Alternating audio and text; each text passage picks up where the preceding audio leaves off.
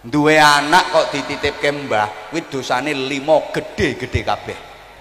Siji dosa nang Gusti Allah, mergo anak iku amanah dan amanah itu diberikan kepada orang tua, SK-nya kepada orang tua bukan kepada mbah. Takoke Pak Lurah, nanggone akte kelahiran jenenge mbah ya ora ketulis. Berarti sampean pengkhianat amanah. Wong iku amanahmu kok mbok berkene mbahe. Pengkhianat sampean. Dosa nang Gusti Allah. Loro, dosa nyang wong tua. Wong tua wis ndidik sampean rekosone ra karuan kok saiki wayahe istirahat, wayahe enak, wis sampean peloro momong putu. Sing rumangsa anake dititipke mbae jaluken meneh.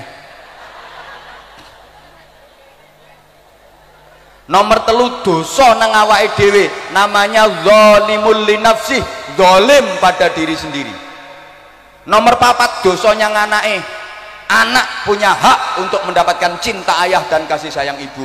Lah nek dibrekne nang nggone mbae berarti anak enggak mendapatkan haknya. Dosa nyang anak sampeyan. Nomor 5 dosa nyang masyarakat, mergo didikane ora bener, anake dadi nakal ngerusuhi masyarakat. Mau mikir kae, nang jaluken anakmu nang nggone mbae kuwi.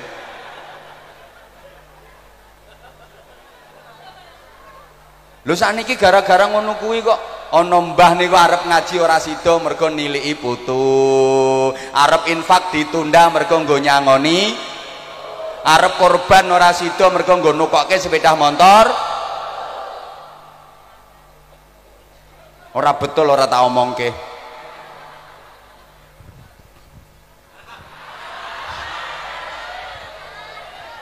Iya. Ini yang pertama, kenapa orang rata-rata nggak siap mati sekarang, sebab berat berpisah dengan yang dicintai, yang akan ditinggal, dan itu dilambangkan dengan 2 hal, harta, kekayaan, dan anak-anak. Iki ngrungokke apa ora to? Oh, kayak saya rumangsa geton kayak dipasrai putu telu kayak balekke kudung coklat, balekke putumu.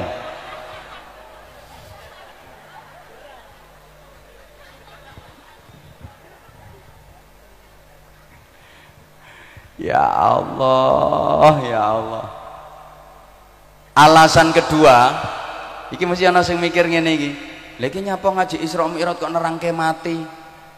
Bapak Ibu, perjalanan mukjizat Isra Mi'raj itu juga mengingatkan kita tentang kematian.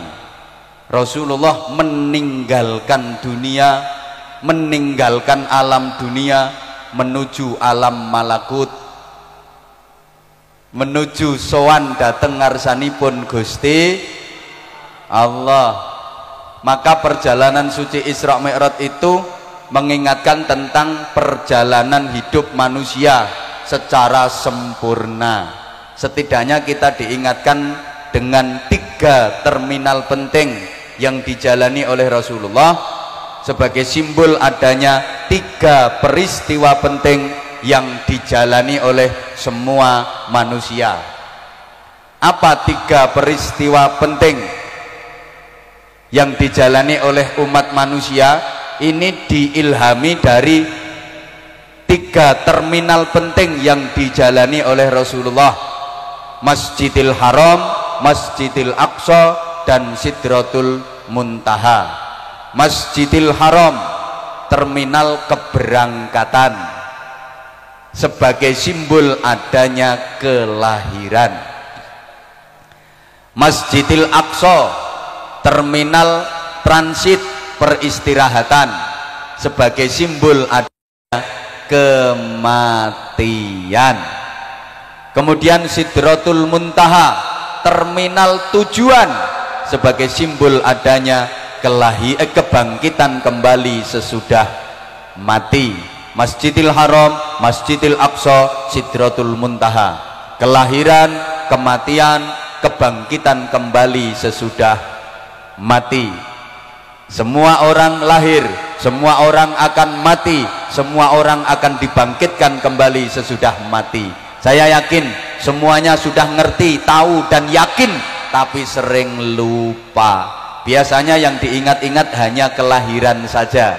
Kalau kelahiran banyak ingat karena di mana-mana dicatat, di KTP, di kartu KK, di buku nikah, di SIM, di paspor, sampai ada namanya akte kela, tapi akte kematian nggak ada. Maka sering dilupakan. Dan kebangkitan kembali sesudah mati itu juga sering dilupakan, padahal itu yang sesungguhnya kehidupan. Jadi perjalanan suci itu minal masjid ilal masjid, minal masjidil haram ilal masjidil aqsa. Nanti keterangannya di belakang. Muga-muga waktunya cukup, nek ora cukup kapan-kapan ngundang meleh. Yang kedua saiki, Bu. Ya Allah, rasa semangat toh. Dilanjut mboten? Alasan pertama wau napa? Karena berat berpisah dengan yang dicintai yang pasti akan ditinggal. Memang kalau bicara soal cinta, cinta itu ada 3 level. Ada cinta mulia, ada cinta madya, ada cinta hina. Gak apa-apa engko gawean status, gak apa-apa. Cinta paling tinggi namanya cinta mulia. Cinta pertengahan namanya cinta madya. Cinta paling rendah namanya cinta hina. Cinta mulia itu cinta kepada Allah, Rasulnya, dan agama. Cinta madya, cinta pertengahan, itu cinta kepada pasangan hidup, suami istri, cinta kepada anak, cinta kepada orang tua, cinta kepada saudara dan kerabat. Cinta paling rendah namanya cinta hina, itu cinta kepada kekayaan dunia, tempat tinggal, pekerjaan, jabatan, dan lain sebagainya. Ini ada satu kata kunci, satu rumusan sederhana. Siapa yang mencintai yang lebih tinggi, dia akan dibantu untuk mencintai yang lebih rendah. Tapi siapa yang mencintai yang lebih rendah, dia akan diganggu untuk mencintai yang lebih tinggi. Ngajiku ki filosofi, makanya kita wong kene iki ayu-ayu tapi on ya, tak jelaske. Orang yang mencintai sesuatu, rungokne tah? Siapa yang mencintai yang lebih mulia, dia akan dibantu untuk mencintai yang lebih hina. Tapi kalau dia mencintai yang lebih hina, dia akan diganggu untuk bisa mencintai yang lebih mulia. Tak jelaske ringkes-ringkes wae karena waktunya terbatas. Siapa yang mencintai yang lebih mulia, mencintai Allah, Rasulullah, dan agama, maka dia akan dibantu untuk mencintai yang lebih rendah, lebih hina. Dia akan dibantu untuk mencintai pasangan hidupnya, sehingga terjalin cinta kasih sayang, tanggung jawab, dan saling pengertian. Terbinalah keluarga yang sakinah, mawaddah, rahmah, dan barokah. Sering saya singkat, keluarga yang sama-raba. Kok sama-sama pandai meraba-raba? Singkatannya sakinah, mawaddah, rahmah, dan barokah. Lek wong-wong kan mudah-mudahan rumah tangganya samawa. Samawa ini ora bener. Sakinah, mawaddah, wah ngono tok. Mestine lek nyingkat samara. Sakinah, mawaddah, rahmah. Wah itu kata benda. Tentram, cinta, dan kasih sayang. Itu sakinah, mawaddah, wa rahmah. Lah nek muga-muga samawa, berarti ya muga-muga rumah tanggane tentram, cinta, dan. Jadi perlu diluruskan tuh. Lah nek aku tak sempurna ke sakinah, mawaddah, rahmah, barokah, disingkat samaraba. Siapa yang mencintai yang lebih mulia, Allah, Rasulullah, dan agama, dia akan dibantu untuk mencintai yang lebih hina, mencintai yang lebih rendah, dibantu untuk mencintai anak sehingga benar dalam mendidik anak, dibantu mencintai orang tua sehingga dia bisa birrul walidain, dibantu untuk mencintai saudara dan kerabat sehingga terjalin silaturahim dengan erat. Sebaliknya para jamaah, siapa yang mencintai yang lebih rendah, dia akan diganggu untuk mencintai yang lebih tinggi. Siapa yang mencintai yang lebih hina, dia akan diganggu untuk mencintai yang lebih mulia. Cinta bondo donya, kesenengan omah, kesenengan duit, kesenengan barang, kesenengan pekerjaan, pasti terganggu dari mencintai Allah, Rasul, dan agama. Wonten mboten sing gara-gara nyapu kora-kora humbah-humbah akhirnya orang melu sholat jamaah, gara-gara dodolane laris, leh dagangan laris, akhirnya boten budal ngaji. Wonten boten? Mergo njaga bondo bengi-bengi kuatir kemalingan, wulan Ramadan kayak orang melok traweh. Wonten boten? Mbok paham mbok ora? Yang kedua, iya,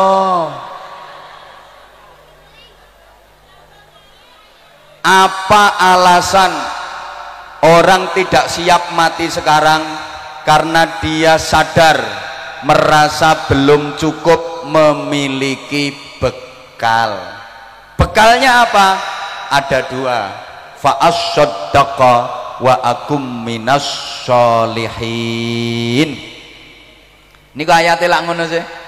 Wa anfiqu mimma razaqnakum min qabli an ya'tiya ahadakumul maut fayaqula rabbi laula akhartani ila ajalin qaribin fa asaddaqa wa akum minas sholihin. Ya Allah Gusti Pangeran kula nyuwun dipun undur kematian kula sekedap mawon. Umpami diundur estu ngoten badhe napa? Fa as-saddaqa, kula badhe sedekah. Wa akum minas sholihin, kula badhe nindakke amal-amal soleh. Dua ini yang merupakan bekal kematian, sedekah dan amal-amal soleh. Para rawuh, wong Karangsari, wong Celering niki sedaya badhe boyongan saking alam donya tumuju dateng swarga. Kok gak amin ya? Telat. Lah namine boyongan, napa sing dibutuhke wong arep boyongan niku? Sangu.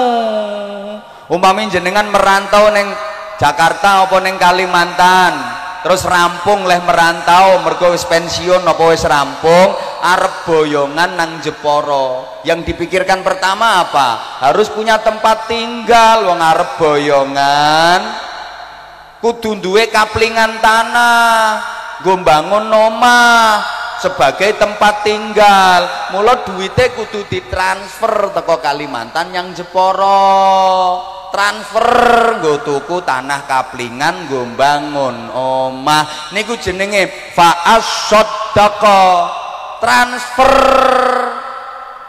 Lan jenengan badhe boyongan ten swarga ya kudu transfer, nggo tuku tanah kaplingan, nggo mbangun omah. Niku wau sing mbok lebokke nang nggone kardus terbang mau transferan pira?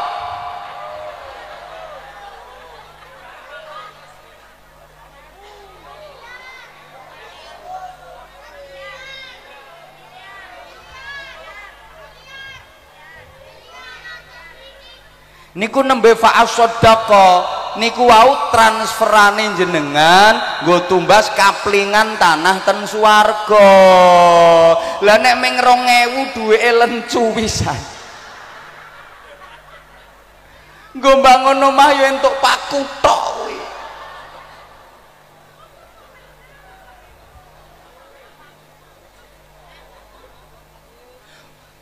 Sodakoh sebagai transfer untuk beli kaplingan tanah dan bangun rumah. Tapi omah kuwi nek dinggoni ya ora kok bleger omah tok ngono, butuh perabot, butuh isen-isen ben seneng ben tentrem. Lah isen-isene omah sing nggo nyenengke, nggo kebahagiaan kuwi jenenge amal-amal sholih. Paham? Maka saya sering sampaikan, rumah orang mukmin itu ada 3. Ada berapa? Semangat, semangat. Rumah orang mukmin itu ada berapa? 3. Pertama, rumah setelah lahir. Kedua, rumah setelah mati. Ketiga, rumah setelah kiamat. Tak baleni, tak baleni. Rumah orang mukmin itu ada 3. 1, rumah setelah lahir. 2, rumah setelah mati. 3, rumah setelah kiamat. Kalau rumah setelah mati, sampean ora usah mikir, ora usah bingung, wis dipikirke tonggomu, wis dipikirke masyarakat, niku jenenge fardu kifayah. Tur ukurane rumah setelah mati niku ya ora gede, hanya 1 kali 2 meter, tahan gempa, anti lesus, anti bledek. Kuburan. Ora usah bingung sampean. Wis dipikirne tonggo, wis dipikirne masyarakat.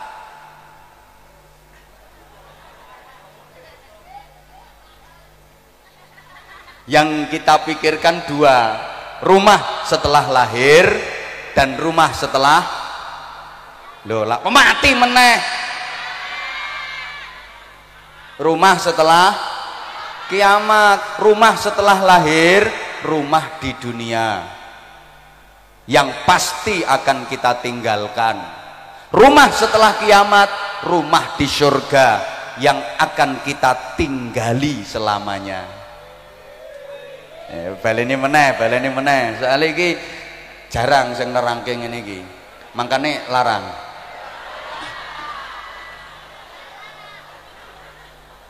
Lah nek pengen murah ya mudenmu kok ceramah dhewe. Ora usah ngundang aku kok ngeyel. Rumah setelah lahir itu rumah di dunia yang pasti akan kita tinggalkan. Dan itu sifatnya hanya rumah dinas, boleh ditinggali selama masih punya jabatan. Kayak Pak Camat boleh menempati rumah dinas di Kecamatan Donorjo selama masih menjabat sebagai camat Donorjo. Begitu jabatan habis, harus dikosongkan, harus ditinggalkan. Betul? Rumahmu di dunia itu cuma rumah dinas, boleh kamu tempati selama kamu masih punya jabatan sebagai khalifah fil ardi, tegese isih urip. Begitu jabatanmu pensiun, mati, hari itu juga harus ditinggalkan tanpa toleransi, kecuali lek matine bengi entuk nginep ning ya ora suwe-suwe, suwengi tok nginepe. Paginya diterbangkan dengan satu-satunya penerbangan yang tepat waktu, bebas hambatan, tidak mengalami delay dan penundaan, namanya Keranda Airlines. Pendoso.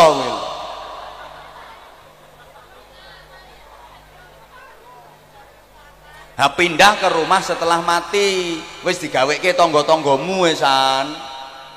Rumah setelah kiamat ini rumah yang akan kita tinggali selamanya. Pun gadah kaplingan napa dereng? Luase pira? Lah nek sampean kaplingan mawon dereng gadah ya aja arep-arep ana bangunan omahe no kono. 2000 mau. Bambung.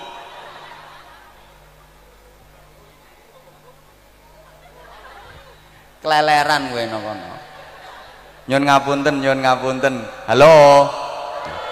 Kebanyakan kita tertipu. Kita lebih sibuk dan konsentrasi membangun rumah di dunia. Rumah setelah lahir yang pasti akan kita tinggalkan, tapi kita terlena. Kita lupa untuk membangun rumah setelah kiamat yang akan kita tinggali selamanya. Nek bangun omah nyang donya yang nganti entek atusan yuta, ratusan juta itu biaya, padahal pasti akan ditinggalkan. Ya ora digawa kok. Mau mikir. Ya sing nang panggung bareng iki ya melu mikir iki. Anggitmu ora mikir ngono. Padahal kuwi mesti ditinggalke. Lho oleh ngetokke duit kok ratusan juta ora eman. Lha sing pasti akan ditinggali selamanya. Jumatan ngleboni kotak amal pinten Pak Lurah?